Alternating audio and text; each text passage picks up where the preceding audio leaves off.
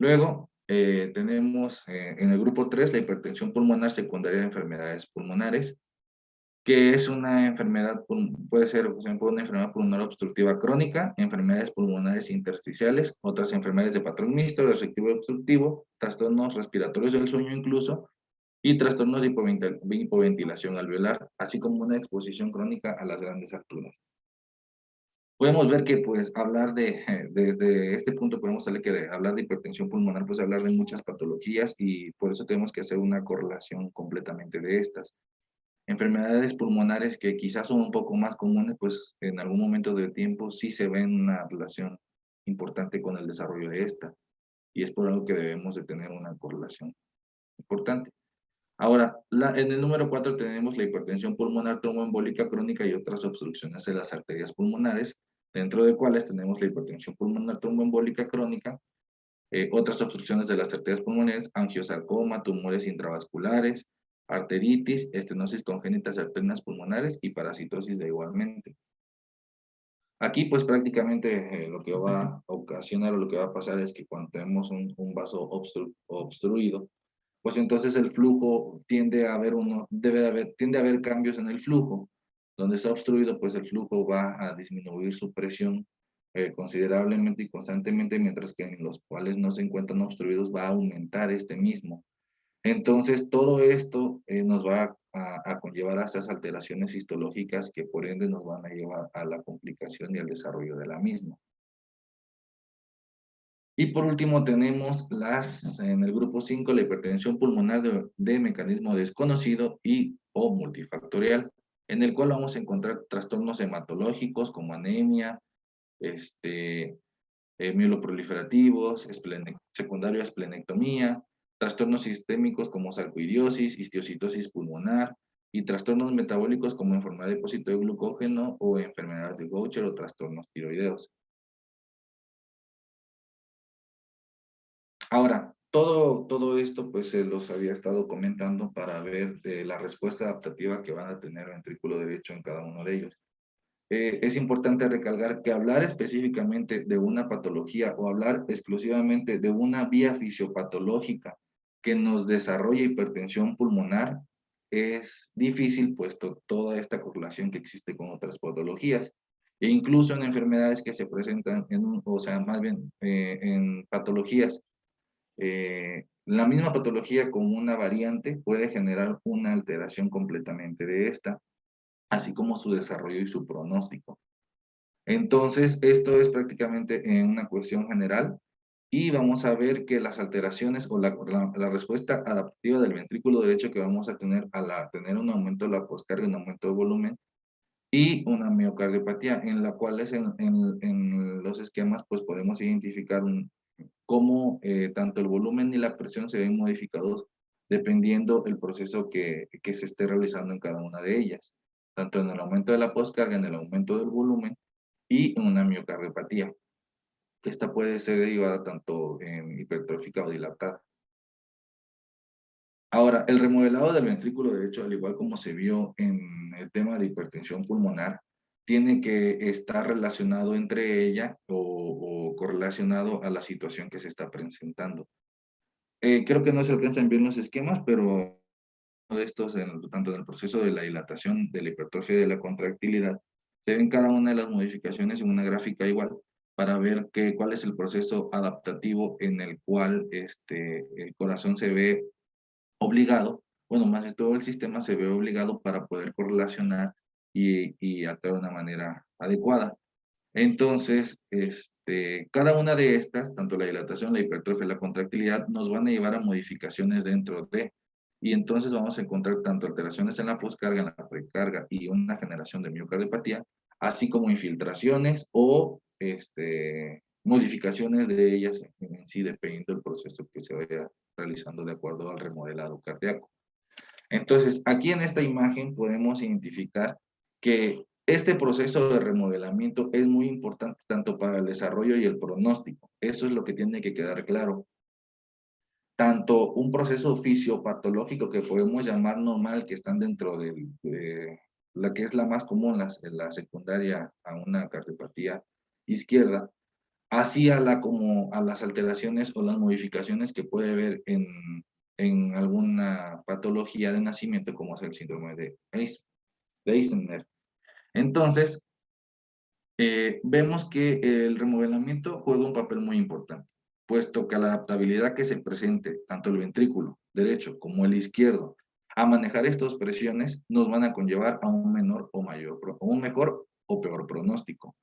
No es lo mismo, como les mencionaba al principio de la clase, tener las presiones que teníamos o que hemos tenido toda la vida y decir esto es normal y ir generando pequeños procesos adaptativos, a tener un proceso que por alguna situación me ha modificado los flujos que yo manejaba o las presiones que yo manejaba y me lleva a generar un remodelamiento distinto. Esto es una cuestión muy importante, puesto que puede, tanto los tipos de remodelamientos que habíamos que eran concéntricas y cada una de estas, pues tienden a ser sus variantes y generar una repercusión importante para poder conllevar ese tipo de enfermedad. Vemos que un proceso de dilatación es un proceso que puede alterar bastante mayor la sobrevida de un paciente en esa fase dilatada que en la fase hipertrófica, que es a lo mejor en la que podemos, igual puede presentar sintomatología, sin embargo, pues nos da una mayor pauta a poder hacer una intervención. Y todo esto, toda esta cuestión del remodelamiento, es para ver las variabilidades que tiene en el abordaje de esta patología, así como las alteraciones que vamos a encontrar en cada una de estas. Y todo esto pues va correlacionado desde dónde se encuentran los shunts, desde dónde si hay shunts pretricuspidos en el caso del síndrome de Ismay o post.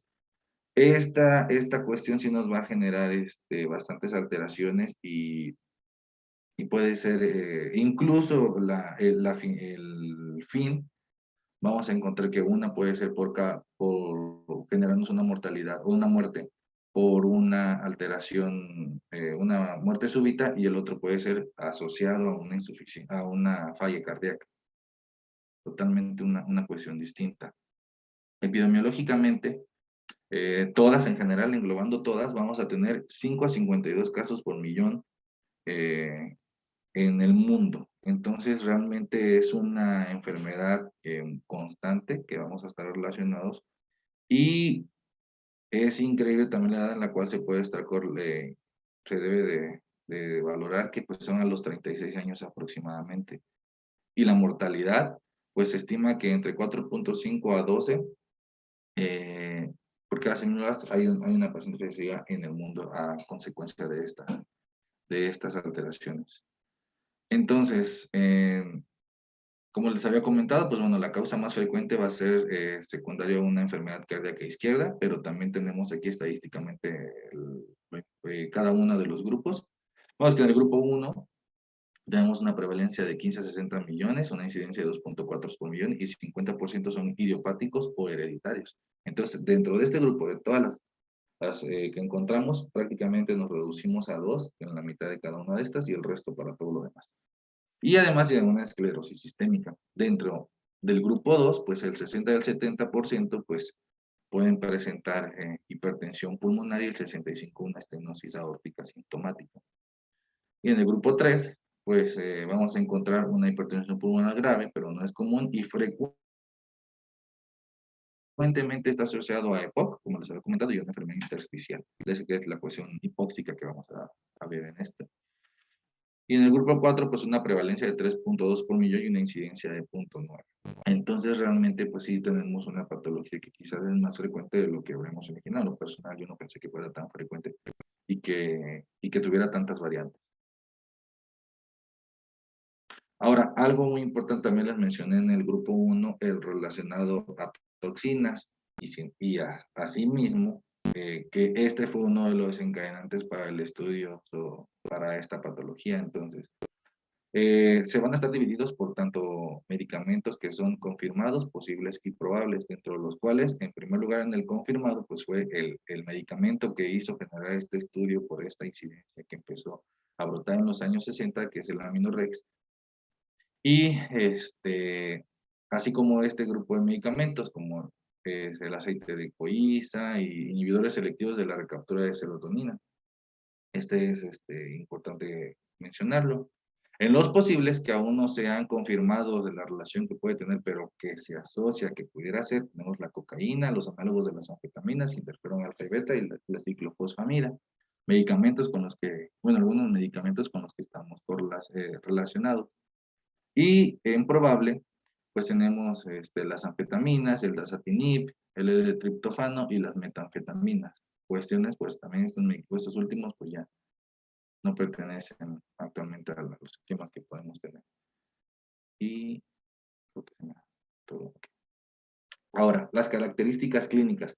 Cada una de estas alteraciones fisiopatológicas que se presentan nos van a generar una cuestión, una alteración en la clínica del paciente. Vamos a encontrar desde disnea, fatiga, se pueden presentar síncopes, hemoptisis, esto por la ruptura de los vasos, por las alteraciones en las presiones, ronquera, que esto va a ser secundario a una compresión del nervio laríngeo recurrente cuando son prácticamente pues ya está en un estadio clínico importante, van a empezar a generar este tipo de manifestaciones, así como se va a presentar angina.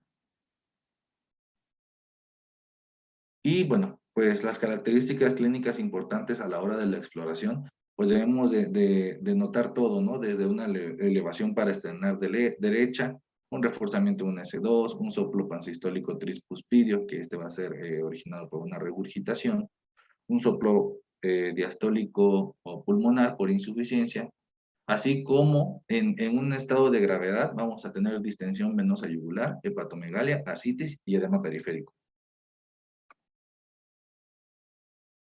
Y ahora, el abordaje pues que debemos de tener nosotros para el diagnóstico, nosotros identificarlo, pues vamos a tener el electrocardiograma, que vamos a tener alteraciones en este mismo, pero si lo encontramos normal, no se va a excluir un diagnóstico. Vamos a ver que la hipertrofia del ventrículo derecho en un electrocardiograma de un paciente en el cual sospechamos que tenga hipertensión pulmonar va a tener una sensibilidad del 55% y una especificidad del 70%. Además que se pueden presentar arritmias supraventriculares, pero ya en estadios más avanzados. Y vamos a tener, pues se puede presentar tanto flúter auricular así como fibrilación. Y estas mismas van a tener una incidencia acumulada de 25% a los 5 años de diagnóstico o de la sospecha diagnóstica que tenemos. Dentro de otras alteraciones que vamos a encontrar, pues va a ser el patrón RSR-QRS y vamos a tener un alargamiento del QT, del intervalo QT, así como una desviación del eje a la derecha y pues bloqueos de rama derecha completa se pueden manifestar. Cabe recalcar que esta patología puede ser abordada por muchos estudios, muchos que no se cuentan quizás en México o que no son tan factibles para relacionar. Aquí uno de los problemas importantes que presentamos es cuál es el estudio que vamos a utilizar de tamizaje. Sin embargo, sí se han valorado algunas posibilidades que vamos a comentar. Ahora, dentro de la radiografía de tórax, aproximadamente el 90% se va a encontrar de una manera anormal. Desgraciadamente la imagen perdió como calidad, pero que se alcanza a percibir que vamos a presentar un aumento de tamaño de la arteria pulmonar, se puede ver crecimiento de las cavidades derechas y una poda periférica, que esto va relacionado a una dilatación, ¿verdad? Entonces, estas son las cuestiones radiológicas que vamos a poder observar.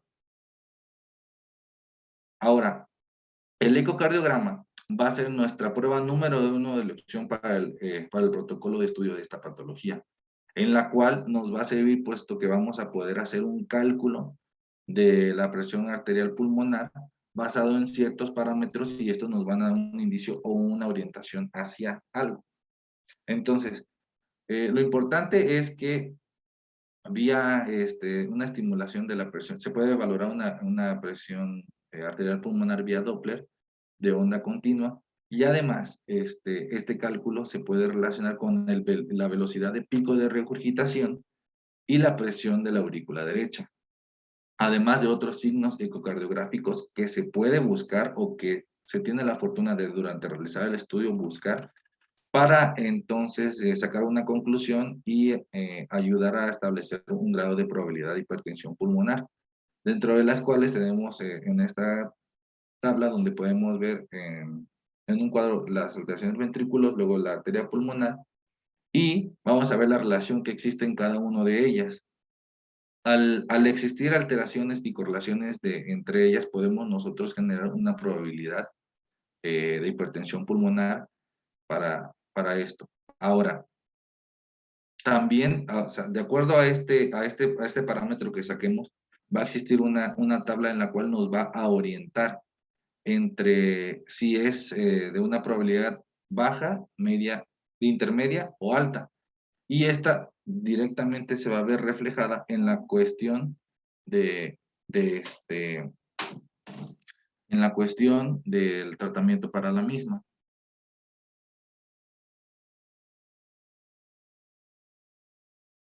Y pues bueno, aquí igual, de igual manera se coloca la gráfica en la cual va a ser la cuestión de la probabilidad cardiográfica, y sobre cada una de estas, cómo si van a existir factores de riesgo o no de la enfermedad, así como asociadas a la misma. En las bajas, pues sí se debe de considerar otro diagnóstico y se tiene que hacer un seguimiento ecocardiográfico. En la intermedia se puede considerar un diagnóstico alternativo, se puede recomendar ampliar el estudio, pero se recomienda ampliar también este estudio para el seguimiento. Y en la alta se recomienda ampliar el estudio posteriormente para el siguiente que tenemos. Ahora, como les mencionaba, no hay, están en discusión cuál puede ser el estudio el cual nos va a conllevar a un método que pueda funcionar como un método de cribado para esta patología. Existen algunos, pero en el que coinciden que puede considerarse como primero es la gammagrafía pulmonar, puesto que tiene una sensibilidad del 94 al 100% y una especificidad del 90%. Esto en la correlación de ventilación-perfusión. No es diagnóstica, pues es un estudio de cribado. Y en estudios se ha visto que tiene una mayor sensibilidad que la angiotac, pero también puede ser normal en la hipertensión pulmonar este estudio, entonces es el que puede considerarse como método de cribado. Sin embargo, no sé si se realice con prioridad para la identificación del mismo, o más correlacionado en estadios mayores de la enfermedad, y pues ya por otro método como la ecografía. Y pues la ventaja que tenemos con ese estudio es que nos puede mostrar defectos periféricos pequeños o únicos, y hay una de las dificultades, la poca disponibilidad que hay del mismo. Otra de las opciones que también se mostraban como cribado, pero me pareció interesante, es la resonancia magnética tridimensional. Esto como una opción de la misma. Sin embargo, pues los costos se le verían demasiado, pero bueno, también los costos que puede generar una persona con hipertensión pulmonar también son los mismos. Entonces, pues tiene que hacerse ahí una valoración de los mismos para ver costo-beneficio. Y sobre todo que la resonancia magnética, pues nos libramos de uno de los efectos adversos de la angiotac, pues es que la radiación como tal, a los niveles de radiación. Ahora, otro, pues bueno, uno considerado incluso, pues el gold estándar, pues es el cateterismo cardíaco, que evalúa el grado de deterioro hemodinámico, y también se va a ver realizado o se realiza con pruebas de vasoreactividad. No es un estudio que se realice de manera inicial. El contexto de resultado de ecocardiograma y lo que se va a realizar una medición de la arteria pulmonar, de la presión de enclavamiento pulmonar, de la presión del ventrículo derecho y de la aurícula derecha, así como la toma de muestras constantes. Pues es un estudio que sí se hace constantemente para estar considerado el gold estándar. Incluso al doctor que identificó esto al inicio del siglo pasado, pues se le reconoció con el premio Nobel. Y aquí únicamente también se tiene que tener en consideración que debemos identificar a los pacientes candidatos al tratamiento, y debemos únicamente está recomendado para la hipertensión arterial pulmonar. Se realiza con epoprostenol, adenosina e iloprost. Y se va a presentar una respuesta positiva si existe una reducción de la presión arterial pulmonar media mayor a 10. y únicamente el 10% lo cumple. Entonces, pues, es una cuestión importante que debemos de tener aquí. Ahora, el protocolo diagnóstico, pues, ese está basado exclusivamente en las guías europeas. Vamos a tener que, pues, debe de existir una sospecha clínica de hipertensión pulmonar por toda una de las cuestiones que vimos anteriormente, y para realizar un eco y ver si existe una consideración alta o una baja para considerarlo como una causa de la sospecha que tenemos. Si existe baja, pues debemos inmediatamente, el algoritmo es considerar otras causas. Sin embargo, si sí se considera importante, debemos ver que considerar cardiopatía isquémica, disfunción del ventricular izquierda y enfermedades pulmonares, y se van a complementar con cada uno de los estudios mencionados. Si se confirma el diagnóstico, pues se trata la causa como tal, y si no, se realiza un gamagrama, que se le comentaba, para ver si hay defectos en la perfusión. Si se encuentran estas alteraciones, entonces pues se realiza una angioTAC o una angiografía pulmonar, y si no, pues ya entonces realizamos el cateterismo y valoramos cada una de las presiones, en las cuales pues vamos a ver la presión arterial pulmonar media mayor a 25, la presión de enclavamiento pulmonar menor a 15 y la resistencia vascular pulmonar mayor a 3 unidades U. Y esto nos va a conllevar a una hipertensión pulmonar posible y se deben de realizar pruebas específicas. Ahora, todo esto conllevado para hacer una evaluación de la gravedad. Se debe de hacer, perdón, una evaluación de la gravedad. Y esto va a constar en una vigilancia en las capacidades de hacer ejercicio, los episodios de dolor torácico, las arritmias, la hemoptisis, el síncope, así como cambios en la medicación y la adherencia. Así como en una mejor herramienta pronóstica en el diagnóstico y en el seguimiento que vamos a ver, y el deterioro es indicador de mal pronóstico que vamos a ver. Ahora, la clasificación funcional de la hipertensión pulmonar modificada, vamos a dividirla en clase 1, clase 2, clase 3 y clase 4. Es importante para el abordaje. Dentro de la clase 1, vamos a tener pacientes con hipertensión pulmonar, pero sin limitación de la actividad física. En la clase 2, vamos a tener pacientes con hipertensión pulmonar que ligeramente su actividad física. En la clase 3, pacientes con hipertensión pulmonar que producen marcada limitación de la actividad física, pero se encuentran asintomáticos en reposo y menos actividad que lo normal y que pueden causar disnea o fatiga excesiva. Y en la clase 4, pacientes con hipertensión pulmonar incapaces de llevar a cabo ninguna actividad física sin síntomas. Entonces, tiene que existir un monitoreo ecocardiográfico importante en el área de la aurícula derecha y el ventrículo derecho, y no hay un estándar para el mejor reporte de ecografía en el seguimiento. Ahora, la evaluación de gravedad, pues se tiene que hacer un test de marcha de 6 minutos, tomar en cuenta el contexto clínico que se va a tener el paciente. Se va a evaluar con la escala de Born en cuestión de nivel del esfuerzo, que también podemos encontrar una modificada, y se van a medir marcadores bioquímicos, que es el BNP, el ProBNP y el BNP. Y entonces se le va a dar un enumeramiento y entonces se va a considerar evaluar esta gravedad. Ahora, vamos a tener también una evaluación pronóstica integral, en la cual, como se identifica en la tabla, vamos a encontrar factores pronósticos de mortalidad estimadas a un año. Un riesgo bajo es menor a 5%, un riesgo intermedio de 5 a 10 y un riesgo alto mayor al 10%, en los cuales pues se van a buscar tanto signos clínicos, progresión de síntomas, síncope, el test de esfuerzo cardiopulmonar, cómo se van a encontrar las hormonas, la imagen, y así como los parámetros hemodinámicos y las modificaciones de estos para considerarlos si es de riesgo bajo, riesgo intermedio o de riesgo alto.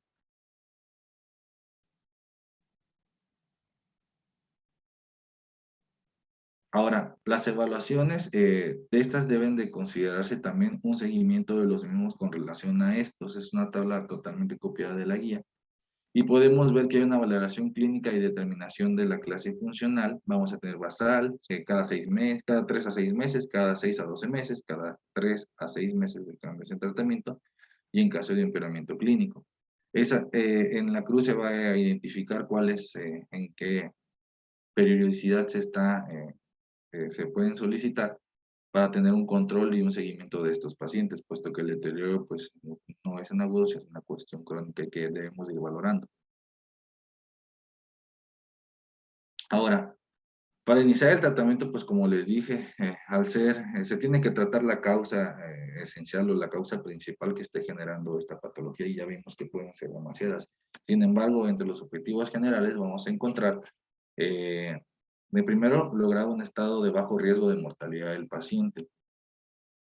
Y esto se va a obtener, pues, obteniendo estos valores que comentamos aquí. Sin embargo, ¿cómo vamos a lograr esto? Pues debemos tener, o cómo se va a evaluar con una buena capacidad de ejercicio, una buena calidad de vida, una buena función del ventrículo derecho y un bajo riesgo de muerte, lo cual nos va a conllevar a una tasa de éxito, ¿no? Que es lo que buscamos. El tratamiento, pues lo vamos a dividir tanto en medidas generales, en terapia de apoyo y en tratamiento específico de la hipertensión pulmonar. Dentro de las medidas generales, pues vamos a encontrar que el ejercicio, la buena alimentación, se recomienda no embarazarse, o sea, que está contraindicado embarazarse, sin embargo, pues sí existen los casos, pero pues la recomendación es no realizarse.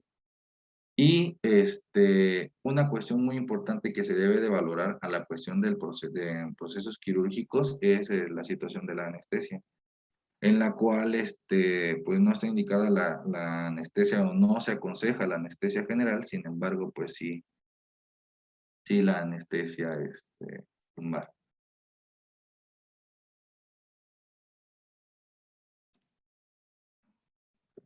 ¿No? Ok. El tratamiento de apoyo, pues lo vamos a dividir tanto en medicamentos o que nos generen anticoagulación, en tratamientos de anemia, de diuréticos, otros fármacos y oxígenos, con cada una de las siguientes valoraciones, bueno, con cada una de estas de las siguientes que tenemos aquí. Y tenemos que ver que en la anemia pues se asocia una disminución en capacidad de ejercicio. En cuestión de los diuréticos, se recomienda en pacientes con datos de insuficiencia ventricular derecha y retención de líquidos. En otros fármacos, pues el uso de IECAS, de ARA, de betabloqueadores en contexto de cardiopatía isquémica, hipertensión arterial o insuficiencia cardíaca izquierda. Y el oxígeno es algo importante, no se evidencia beneficios a largo plazo.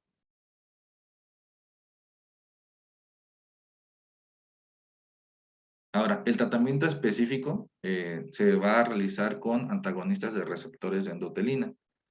Y vamos a ver que el sistema de la endotelina tiene efectos vasoconstrictores y mitogénicos en las células de músculo liso. Dentro de los medicamentos que vamos a encontrar va a ser el ambrisentan, el bosentan y el macitentan, los cuales pues van a tener sus amplios beneficios, tanto como la mejoría de síntomas, la capacidad de ejercicio se mejora, reduce el empeoramiento clínico, y pues la posología va a ser de 5 miligramos cada 24 horas. Al igual que un Bosentan, va a tener mejoría de síntomas, mejoría de la clase funcional, elevación de la ALT y AST, y debe de existir un monitoreo mensual de cada uno de estos.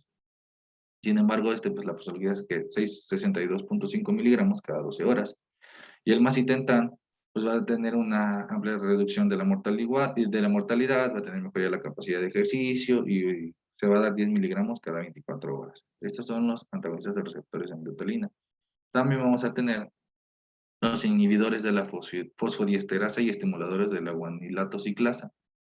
Entonces, pues vamos a ver que van a declarar el GMP cíclico que produce vasodilatación en la vía del óxido nítrico, y el GMP cíclico fármacos inhiben a esta enzima además de efectos antiproliferativos, que es una de las principales cascadas que nos pueden llevar a las alteraciones de la misma. Aquí vamos a tener el sildenafilo, el tadalafilo y el riociguat, en los cuales vamos a tener una potenciación de la vía. Vamos a tener la posología va a ser de 20 miligramos cada 8 horas, y los efectos adversos que pueden estar relacionados a una vasodilatación. Este medicamento pues puede ser utilizado con otras finalidades, pero el objetivo que se utiliza aquí es para esto, para evitar el desarrollo de la patología o mejorarla. Tenemos el tadalafilo, va a tener de igual manera va a ayudar con una capacidad del ejercicio, mejoría de los síntomas y parámetros hemodinámicos. Y el riesgo igual, pues va igual a tener efectos antiproliferativos y va a ser contraindicada en complicación con otras alteraciones de esta vía. Y va a tener de esta se va a dar posología 2.5 miligramos cada 8 horas. Esos son los medicamentos, más adelante se va a ver el algoritmo de cómo de utilizar y los objetivos, así como los desarrollos de los mismos. Y en el tratamiento específico también tenemos los análogos de la prostaciclina y los agonistas de los receptores de prostaciclina, que va a ser son un potente inhibidor endógeno de agregación plaquetaria y que tienen otros efectos secundarios que son antiproliferativos. Vamos a tener el epoprostenol, el Celexipac y el Iloprost. Estos pues, vamos a tener que el epoprostenol va a ser el único tratamiento con reducción de la mortalidad. Se va a dar a 2 a 4 nanogramos kilogramo minuto y una mejoría de la mortalidad y clase funcional, que lo vamos a ver. Y el Celexipac es un agonista selectivo de receptores de prostaciclina. Va a estar se va a ser añadido al tratamiento simple o doble y que con algunos de estos medicamentos y va a reducir una mortalidad hasta el 40%.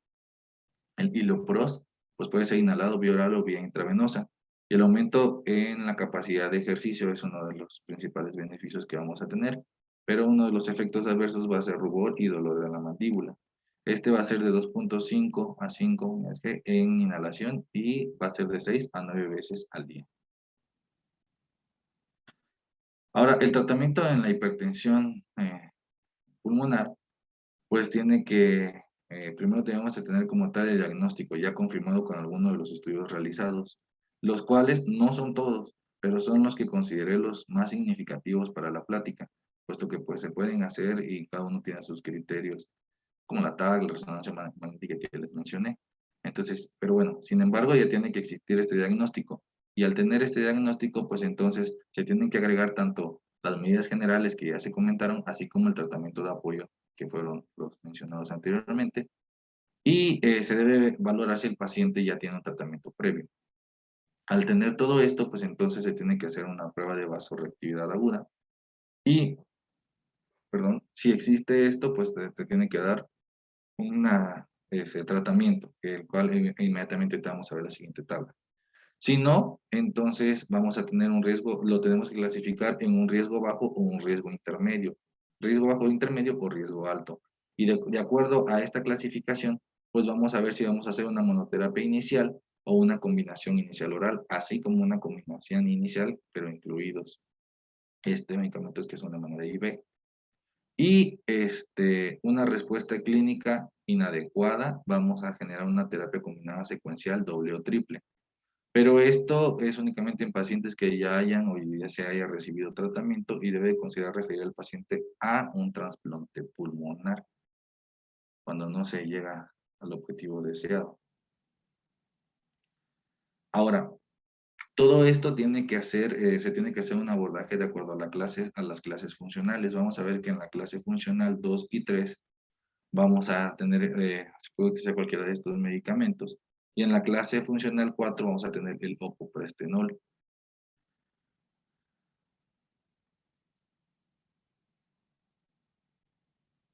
Ahora, la terapia combinada inicial, pues vamos a ver que vamos a encontrar el ambrisentan y el tadalafilo.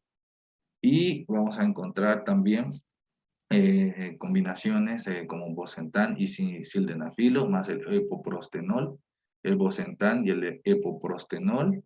Y también vamos a encontrar cualquiera de estos en este grupo y el trepostienil. Y las combinaciones que pueden presentarse, pues aquí está en la gráfica, bueno, en el cuadro de abajo, y podemos ver que pues como resultado, en general con cada una de estas combinaciones vamos a tener mejoría en la capacidad de ejercicio, así como mejoría en la clase funcional, y en general de cada uno de estos.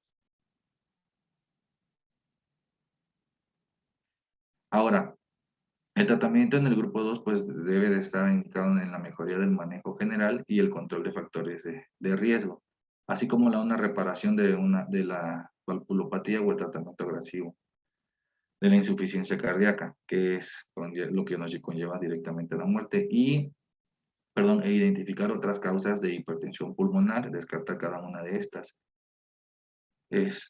No se recomienda de grupo 2 en el uso de fármacos aprobados por la hipertensión arterial pulmonar. En el grupo 3, pues va a ser el tratamiento de la condición primaria, actividad física acorde a la tolerancia, una vacunación para evitar enfermedades, cese de tabaquismo, oxígeno suplementario en pacientes con hipoxemia, mejoría de la supervivencia solo en la cuestión del EPOC, uso de diuréticos en caso de sobrecarga hídrica, anticoagulación no rutinaria, no beneficios fármacos para la hipertensión arterial pulmonar. Esto, pues, si se fijan, cada uno de las atenciones del tratamiento, pues, va a ser prácticamente a la patología con la que está correlacionada, que es realmente en lo que nos debemos enfocar muchas veces, sino en la patología primaria que está generando esta alteración en la hipertensión pulmonar. Y en el grupo 4, pues vamos a tener un diagnóstico confirmado en un centro de especialización, vamos a tener una anticoagulación permanente, una evaluación perdón, de la operabilidad de un equipo multidisciplinario, y esto lo vamos a valorar si el paciente es técnicamente operable o el paciente no es técnicamente operable. Si el paciente es técnicamente operable, vamos a tener un cociente riesgo-beneficio aceptable, vamos a realizar una endarterectomía pulmonar, y si el paciente se considera de riesgo-beneficio inaceptable, se tiene que tratar tratamiento médico orientado con diversos objetivos para evitar la mortalidad. Y con esto, pues así como está en el algoritmo, debemos de vamos a tener la hipertensión sintomática persistente grave y debemos de considerar un trasplante pulmonar ya como última opción.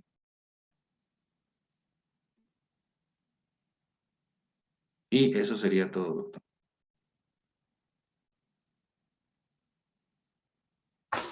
Ok, doctor. Bueno, hay que hacer algunas consideraciones. ¿Alguna pregunta de parte de alguien?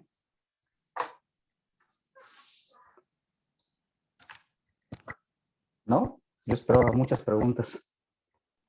Yo tengo una, doctor, disculpe. Sí.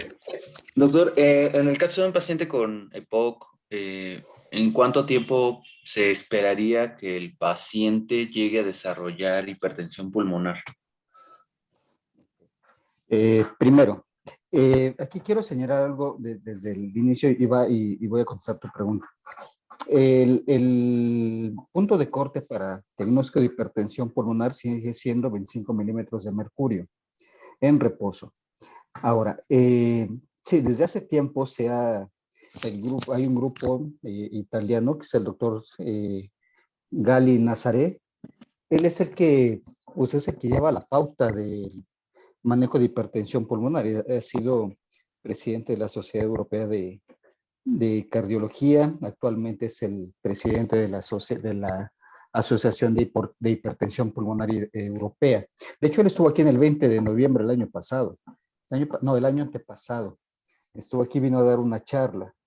Él es el que está proponiendo, él y su grupo son los que han propuesto que ya el punto de corte para diagnóstico y tratamiento de hipertensión pulmonar sea a partir de 20 milímetros de mercurio. Esto se ha propuesto desde hace mucho tiempo, sin embargo, en las guías se sigue manejando a partir de 25.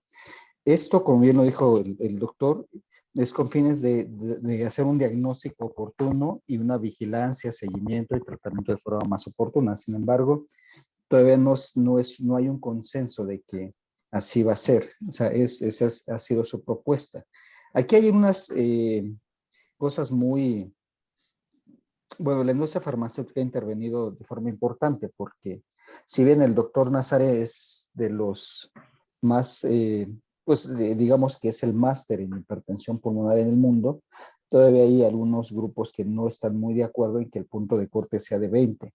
De hecho, en el último simposio de hipertensión pulmonar, bueno, se siguen reuniendo, las reuniones siguen siendo en Niza, y aparte los congresos de la Sociedad Europea, de la Sociedad Latinoamericana de Hipertensión Pulmonar, sigue siendo a partir de 25. Sin embargo, sabemos que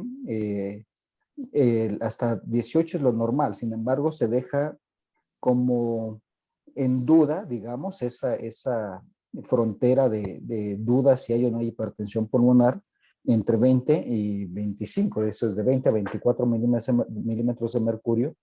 No se establece el diagnóstico, pero sí es para estar haciendo seguimiento a esos pacientes. Eso es con respecto al diagnóstico. Dos, sí, es muy importante tomar en cuenta que los grupos y estratificar bien a los pacientes de acuerdo al grupo de hipertensión pulmonar. ¿Sí? No es el mismo tratamiento en todos. No todos los pacientes con hipertensión pulmonar se van a tratar con los fármacos que se usan para tal, que tienen acción directa sobre la hipertensión pulmonar. Y quiero aclarar aquí una cosa. El síndrome Eisenmenger no es un síndrome o una patología específica, no es una cardiopatía como muchas, ¿no? O sea, cualquier cardiopatía congénita puede dar Eisenmenger. Eisenmenger quiere decir que estos pacientes que tienen cualquier cardiopatía congénita con flujo pulmonar aumentado, ¿y esas cuáles son? Todos los cortocircuitos sistémico-pulmonares. Todos los cortocircuitos sistémicos pulmonares lo que van a provocar es que haya un mayor aumento de flujo a cavidades derechas y por lo tanto el flujo y el flujo del ventrículo derecho a los pulmones va a estar muy aumentado. ¿Sí? Entonces tenemos persistencia del conducto arterioso, comunicación interauricular, comunicación interventricular, tenemos el drenaje anómalo de venas pulmonares. Y puede haber muchísimos otros síndromes o cardiopatías congénitas que dan aumento de flujo pulmonar. Entonces, cualquier cardiopatía congénita con aumento de flujo pulmonar pueden dar Eisenmenger, sí. El Eisenmenger quiere decir que ya la presión pulmonar, las resistencias pulmonares ya son fijas, ¿sí? Entonces ya es irreversible, ya esas presiones pulmonares no van a bajar con ningún tratamiento farmacológico, ya no se van a dilatar. Entonces, ¿cuál es la característica del Eisenmenger? Son pacientes que tienen alguna cardiopatía congénita cianógena con flujo pulmonar aumentado, que llega el momento que ya la presión pulmonar, toda la remodelación que se da en la circulación arterial pulmonar, todo esto va a ir aumentando con el paso del tiempo y van a llegar a hacerse las resistencias fijas. Entonces, al hacerse las resistencias fijas, la saturación o la oxigenación pues, se va a ver severamente disminuida, ¿sí? Entonces, van a ser pacientes que ya tienen cianosis. O sea, cualquier paciente con cardiopatía congénita, repito, cianógena con flujo pulmonar aumentado, van a dar con el paso del tiempo, si no se corrige o si no hay un tratamiento oportuno, todos pueden llegar a hacer síndrome de Eisenmenger, que es cuando ya, repito, las resistencias pulmonares ya son fijas y entonces se va a presentar la cianosis, la hipoxemia y los dedos, todas las características de la hipoxia crónica. ¿Sí? No es un síndrome específico de alguna enfermedad, no. Cualquier cardiopatía congénita puede dar Eisenmenger. Entonces, ¿qué pasa? Que cuando un paciente tiene Eisenmenger es que pues prácticamente está fuera de tratamiento. ¿Sí? Esa es la gravedad del Eisenmenger, que ya cuando llegan a eso es porque pues, prácticamente ya no hay mucho que le podamos ofrecer a estos pacientes. ¿Sí quedó claro eso? Ok. Segunda, tres. Es muy importante tomar en cuenta que el tratamiento de la hipertensión pulmonar o con los fármacos actuales y autorizados para tal, únicamente se usan en hipertensión pulmonar del grupo 1, que ya vimos todas las patologías que incluye el grupo 1, que son la idiopática, las que son por enfermedades del tejido conectivo, todas las que son por fármacos asociadas a VIH, cardiopatías congénitas, todos esos que son del grupo 1 son susceptibles a tratamiento con los fármacos específicos. El del grupo 2, que es secundaria insuficiencia a cardiopatías del lado izquierdo, esas no se tratan con estos fármacos.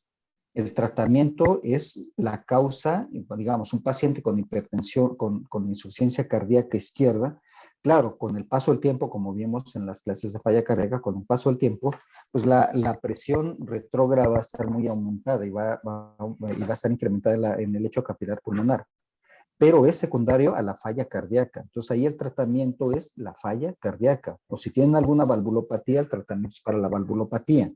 ¿Sí? Estos pacientes que tienen una cardiopatía del lado izquierdo no se tratan con este tipo de fármacos, ¿sí? El tratamiento es específico para falla cardíaca. Del grupo 3, que son todas las cardiopatías, todas las neumopatías, esas se requiere mucho tiempo de tener la enfermedad, ya sea EPOC, enfisema pulmonar, para que desarrollen hipertensión pulmonar. Sin embargo, esas tampoco se tratan con este tipo de fármacos, que hay que aclarar eso muy bien porque va a ser muy común que de pronto les llegue algún paciente, tengan un paciente que tiene EPOC, que tiene enfisema pulmonar y que tiene hipertensión pulmonar. Y les van a llegar muchos que lo están tratando con sildenafil o con otra cosa.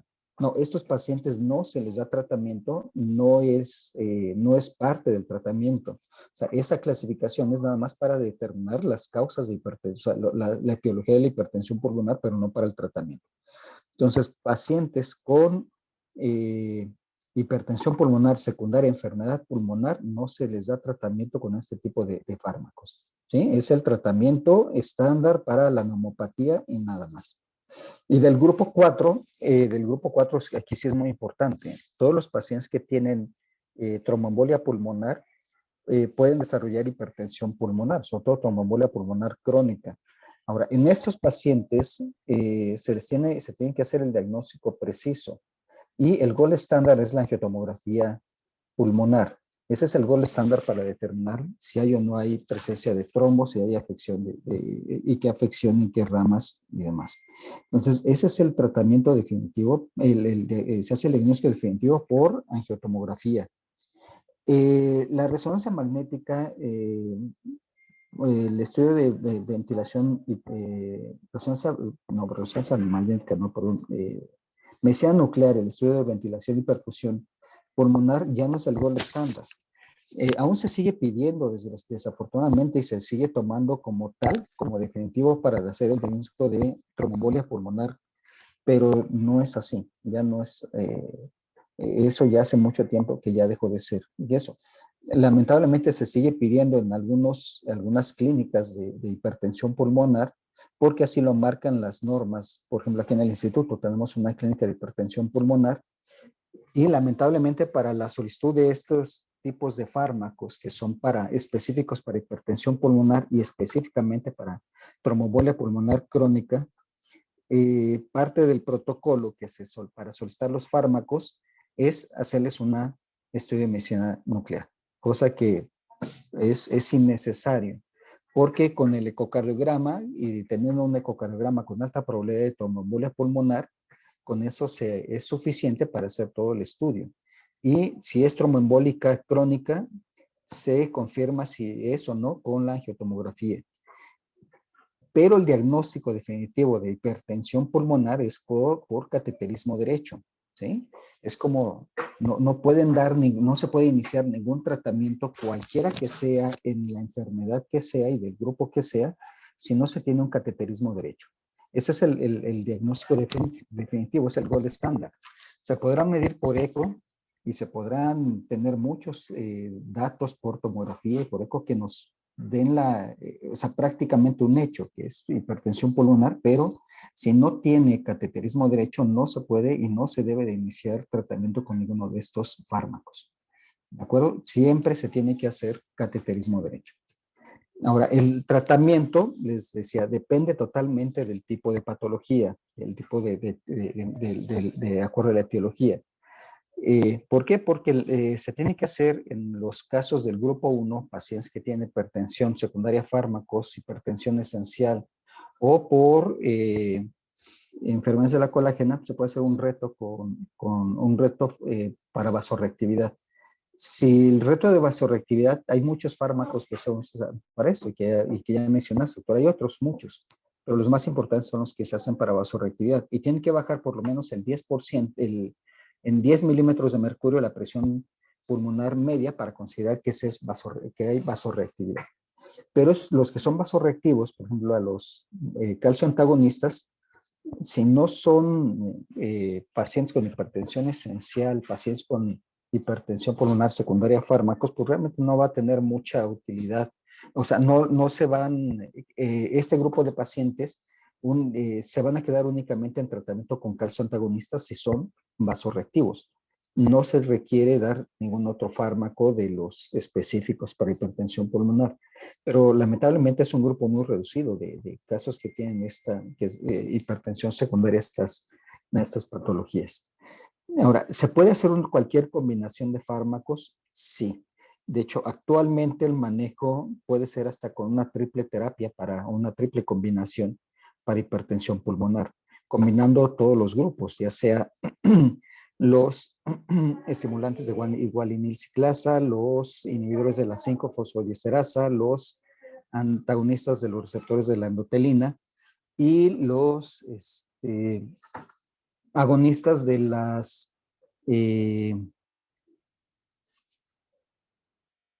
este último, que es el Selexipag, es el agonista de las prostaglandinas. Entonces, todos estos fármacos se pueden combinar entre sí. Claro que sí, sin ningún problema, excepto los únicos que no se deben combinar son los de la 5-fosfodiesterasa con el riociguat, ¿sí? Lo que es el sildenafil, tadalafil, no se combinan con riociguat. Todos los demás se pueden combinar sin ningún problema. ¿Y cómo vamos a determinar cómo los vamos a ir escalando las terapias? Tú mostraste una tablita de estratificación de riesgo, que son la misma tabla para el seguimiento. ¿Sí la tienes? O si quieres, te la tengo acá. ¿Cómo puedo compartir la pantalla? O si quieres, regrésate a tu tablita de estratificación de riesgo, doctor. Más. Otra.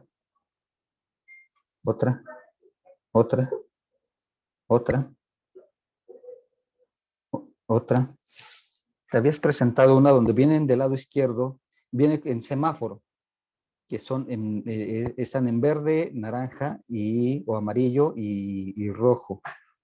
No, otras.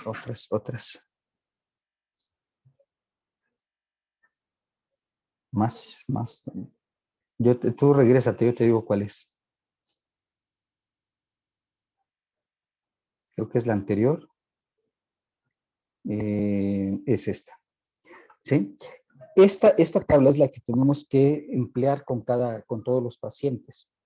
Y dependiendo con el tratamiento que se vaya instituyendo, es como nosotros vamos a identificar al paciente de acuerdo a este semáforo dónde va a estar. Y de acuerdo al semáforo es como vamos a ir ajustando el tratamiento. Esto, aquí lamentablemente muchos y la mayoría siguen usando, que se dedican a la hipertensión pulmonar, siguen usando la caminata de 6 minutos, que es el tiempo que pueda recorrer el paciente durante 6 minutos con un monitoreo electrocardiográfico. Esa es una prueba que no es objetiva porque nada más nos da la cantidad de metros que puede caminar. Pero es mucho mejor la prueba de esfuerzo cardiopulmonar y aquí la hacemos aquí se hace en el hospital. Entonces, todos esos parámetros que vemos y qué es lo que vamos a nosotros es lo que va a guiar cuál es la respuesta al tratamiento en los pacientes. Entonces, puede estar en riesgo bajo, riesgo intermedio, riesgo alto. Entonces, todos estos parámetros son los que vamos a evaluar en cada consulta, que puede ser cada 3 o cada 6 meses. Y de acuerdo a cómo esté el paciente en semáforo, digamos, en verde, naranja o rojo, es como vamos a ir haciendo el ajuste de medicamentos y se van sumando los tratamientos.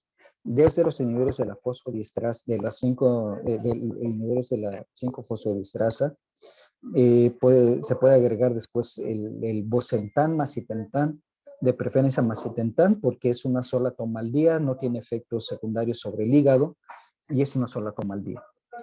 Y podemos agregar el Selexipag, que es el análogo de la prostaglandina, podemos agregar también el riociguat. Entonces, ya tenemos muchos fármacos que son específicos para eso y que se van a ir sumando y se van a ir combinando para tratar que el paciente se mantenga en clase 1, clase 2. Y repito, los únicos que no se pueden combinar son inhibidores de la 5-fosfodiesterasa con riociguat. Está prohibido combinarlos. El resto se pueden combinar y se pueden ir ajustando sin ningún problema. Espérenme tantito porque van a fumigar aquí. Ya me están corriendo. Denme un segundo.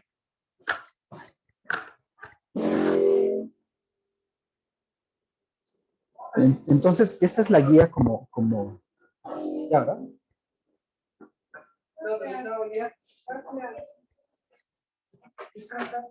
¿Eh? ¿Esta qué?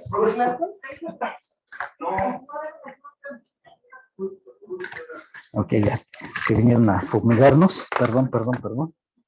Y entonces, no es sencillo el manejo, no es sencillo el seguimiento de los pacientes con hipertensión pulmonar desde el diagnóstico.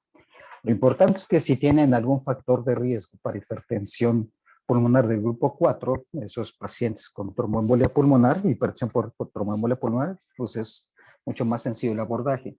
Pero los que son del grupo 1, salvo las cardiopatías congénitas, el resto sí suele ser muy complicado hacer el diagnóstico, abordaje, seguimiento y tratamiento. Sobre todo porque el contar con todo este tipo de fármacos, que no es nada fácil, son muy costosos. De hecho, el tratamiento más económico pues, es el sildenafil.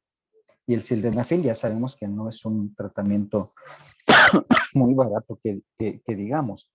Aquí contamos únicamente con el sildenafil de 50 y de 20 miligramos. Pero son pacientes que tienen que tomar hasta 50 miligramos cada 8 horas o cada 6 horas. Los demás tratamientos, como es el macitentan, bosentan, abrisentan, están por el promedio de 15 a 20 mil pesos mensuales. El Riociguat está por ahí de los 80 mil pesos mensuales de tratamiento. Y el Selexipag está más o menos por ahí también de los 80, 90 mil pesos mensuales de tratamiento. Entonces, si sumamos un paciente que esté con sildenafil, con macitentan, con Selexipag, pues el manejo y el tratamiento mensual es altísimo. Y si lo tenemos, y tenemos incluso aquí nosotros en la clínica de hipertensión pulmonar pacientes que están con Riociguat, con macitentan, y estamos haciendo el tratamiento para que tengan el Selexipag. Entonces, más todo lo demás que incluye el tratamiento de la hipertensión pulmonar, ¿no? O sea, no los vasodilatadores específicos, sino lo que lleva el tratamiento y seguimiento de hipertensión pulmonar. Por lo tanto, si lo ven, es un tratamiento sumamente costoso, ¿sí? Y que, pues, el pronóstico sigue siendo malo a largo plazo, pero con todo este advenimiento en la terapia para hipertensión pulmonar ha permitido que tengan una mejor calidad de vida y sí ha disminuido la mortalidad, ha mejorado un poco la expectativa de vida, pero tampoco ha sido de manera espectacular. Lo más importante es la clase funcional y la calidad de vida que le podemos dar a estos pacientes. Ahora, el uso de diuréticos hay que tener mucho cuidado en hipertensión pulmonar, porque todos los pacientes con hipertensión pulmonar van a tener datos de falla cardíaca derecha, porque al estar aumentada la poscarga en el ventrículo derecho, pues esa presión va a aumentar en forma retrógrada, entonces va a haber aumento de la presión hidrostática y va a haber edema, va a haber congestión hepática, va a haber edema de miembros inferiores, ingurgitación yugular, bueno, todos los datos que ya saben de falla derecha. El problema es que si nosotros nos empeñamos en bajar o quitarle el edema a estos pacientes, ¿cuál es la consecuencia? Que podemos bajar la poscarga, bajamos la precarga al ventrículo izquierdo, ¿sí? O sea, si están las resistencias vasculares pulmonares aumentadas, en forma retrógrada aumentar la presión y hay edema. Si yo bajo el volumen circulante, pues sí, voy a bajar la poscarga, ese ventrículo izquierdo, del ventrículo derecho. Pero como la presión está incrementada en el lecho capilar pulmonar, ¿qué pasa con el diurético si bajo el volumen del lado izquierdo? Pues bajo la precarga. Y al bajar la precarga, voy a bajar el gasto cardíaco. Entonces hay que tener mucho cuidado con los diuréticos en este tipo de pacientes, porque podemos hacer que se deterioren aún más. ¿Sí? Entonces, la importancia de esta clase es, el manejo es complejo, el manejo del seguimiento es muy difícil, porque además para establecer diagnósticos y dar el tratamiento específico se requieren muchísimas cosas. ¿Sí? Aquí afortunadamente tenemos prácticamente todos los fármacos En la clínica de hipertensión pulmonar de aquí del hospital tenemos un número muy importante de pacientes. Y pues ya tendrán oportunidad de conocer al doctor Fernando Flores, que es cardiólogo ecocardiografista y él está a cargo de la clínica de hipertensión pulmonar en adultos. Y el doctor Humberto García, que está a cargo, es cardiólogo pediatra, él está a cargo de la clínica de hipertensión pulmonar pediátrica y ellos dos están muy posicionados y con un reconocimiento no solo nacional, sino internacional en hipertensión pulmonar. Entonces, son herramientas que tenemos aquí en el hospital y que pues ustedes también podrían echar mano después, ¿no? O acercarse a estas clínicas para conocer más a fondo todas estas enfermedades. Aquí lo importante es cuando se tenga la sospecha porque un ecocardiograma tiene alta probabilidad, pues el siguiente paso es hacerle el cateterismo derecho. Y de ahí ya viene todo esto que implica el seguimiento y el plan de manejo para esos pacientes.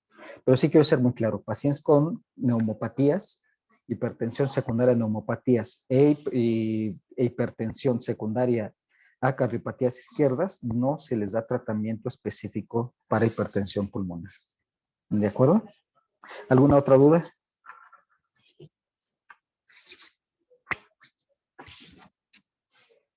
¿Otra duda? ¿No? ¿Nada? ¿Sí quedó claro?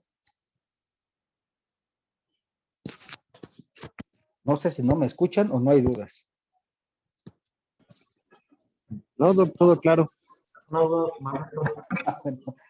Es que desde pronto escuché un silencio, dije, o quedó todo muy claro o no se me entendió nada. Este, mencionó que cuando ya tenemos síndrome de Eisenmenger ya no se realizan correcciones, defectos, por ejemplo, congénitos, pero tampoco se realizan en los riesgos bajos o en los estadios iniciales, se esperan hasta que estén un poquito más avanzados o desde que se detectan. No, desde que hay hipertensión pulmonar se tienen que hacer todos los estudios que se requieran. El cateterismo es en todos los pacientes se tiene que hacer cateterismo derecho, ¿sí? Para el diagnóstico y después de seguimiento. Si un paciente se deteriora, está justificado hacerle cateterismo para evaluar perfectamente cómo están las resistencias, todos los parámetros hemodinámicos y de acuerdo a eso hacer los ajustes del tratamiento. Y se puede hacer cada mes incluso un cateterismo derecho. Ahora, no necesariamente se tiene que hacer por vía femoral, por vía yugular, ni meter un catéter en sala de hemodinámica. Con un catéter de flotación podemos hacer todas las mediciones necesarias, pero esto obviamente lo ideal es que lo haga un experto, ¿sí? Un experto y que sea el que está a cargo de esto de hipertensión pulmonar para que haga los ajustes necesarios. Pero todos los pacientes les tienen que hacer todo esto, ¿eh? De acuerdo a esta tabla de pronóstico integral, todos los pacientes, vean, se les va haciendo, son los mismos estudios. Ahora, son muy útiles el NT-proBNP y BNP, son muy útiles para saber cómo va el paciente y si lo tenemos en meta o no está en meta. Digo, la prueba de esfuerzo la caminata de 6 minutos sigue siendo, usándose mucho, pero pues nos va a dar mucho más información y de manera objetiva la prueba de esfuerzo cardiopulmonar. Entonces, a todos estos pacientes hay que hacerles todas las pruebas. Entonces, en el seguimiento que hay con los pacientes, si se mantienen, digamos, en verde, pues se continúa así y nada más haremos las pruebas de esfuerzo cada seis meses o el BNP pro BNP o BNP cada 3 o 6 meses en el seguimiento. Pero todos hay que hacérselo. Lo que sí es que ahora el Eisenmenger ya es el estadio final de la hipertensión pulmonar en pacientes con cardiopatías congénitas. O sea, ya esos pacientes ya no les vamos a ayudar prácticamente nada, ¿sí? ¿Por qué? Porque las resistencias vasculares pulmonares ya son fijas. Esto nos dice que hay una hipertrofia muy importante en la capa muscular de las arterias pulmonares, por lo tanto ya no revierten esas resistencias pulmonares. Y si son fijas, pues ya ningún tratamiento los va a ayudar. Aquí lo que se ha hecho, y de hecho lo que se hace en muchos centros, y aquí en el hospital lo hemos empezado a hacer, es hacerle septostomía. Cuando en esos pacientes que tienen Eisenmenger, para tratar de disminuir la carga que tiene el ventrículo derecho, es hacerles una septostomía, que eso es como ya las resistencias pulmonares son fijas, hacemos por cateterismo, por intervencionismo, se hace una punción transeptal, eso es en el septum interauricular, se deja un stent para que se mantenga abierta y hacemos un cortocircuito. Lo que vamos a generar es un cortocircuito, pero en este caso que ya para que sea de derecha, de las cavidades derechas a las cavidades izquierdas, para quitarle algo de presión al ventrículo derecho. ¿Sí? Porque cuando ya son resistencias fijas, el problema es que también la precarga del ventrículo izquierdo se ve seriamente disminuida. Entonces, con la septostomía ha habido mejoría en estos pacientes. Sabemos que el pronóstico va a ser el mismo, pero con la septostomía, al desviar esa presión que está en las cavidades derechas a través de generar un cortocircuito interauricular, desviamos por la presión, desviamos parte a la aurícula derecha, le quitamos esa carga o parte de esta carga tan importante al ventrículo derecho y vamos a darle un poco a mejorar la precarga en el ventrículo izquierdo. ¿Sí? Son pacientes que siempre van a estar cianóticos, siempre, pero por lo menos mejoran los síntomas. ¿Sí? Entonces, Eisenmenger son estadios ya avanzados, donde ya los fármacos específicos para hipertensión pulmonar ya no se usan, porque ya no van a provocar, ya no van a dar, ya no van a vasodilatar la circulación pulmonar. ¿Sí? Lamentablemente son casos donde pues ya es dar tratamiento de sostén, tratamiento paliativo para que el paciente esté lo mejor posible. ¿De acuerdo?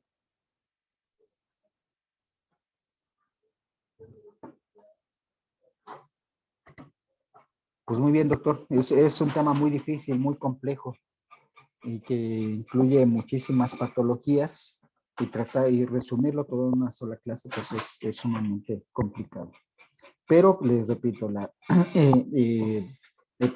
aquí está la clínica de hipertensión pulmonar y todo el mundo se puede acercar para aclarar dudas o estar tener un conocimiento más a fondo de mayor profundidad de la patología. Y pues si no hay otra cosa, pues entonces terminamos y nos veríamos mañana. ¿Mañana qué toca? Generalidades de la conducción. ¿Cómo? Introducción a las arritmias, creo. Ah, ok. Ah, perfecto. Hijo, Creo. En esas, de acuerdo como se vaya desarrollando la clase, si es necesario, se voy interviniendo, porque ahí sí es muy importante puntualizar algunas cosas sobre la charla. ¿De acuerdo? Hecho. Pues muchas gracias. Nos vemos mañana. Gracias, doctor. Gracias. Hasta luego. Hasta luego. ¿Dónde lo podemos encontrar? Perdone. ¿Perdón? Ahorita, ¿dónde lo podríamos ir a buscar solo para preguntar? Aquí estoy en la oficina. Aquí estoy en la oficina ok. de Cardi. Hecho. Vale, doctor. Gracias. Gracias. Gracias. Gracias.